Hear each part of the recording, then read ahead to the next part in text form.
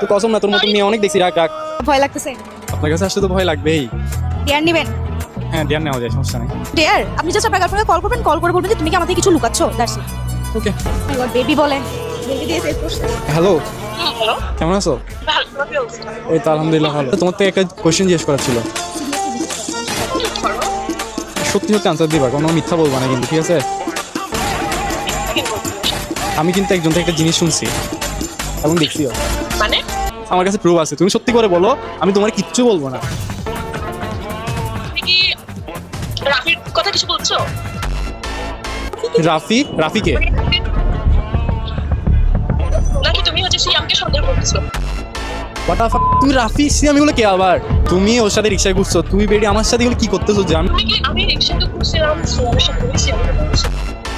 আচ্ছা baby sorry. রাখ তোর ব্রেকআপ। আচ্ছা আমি আর রাখ কল তুই।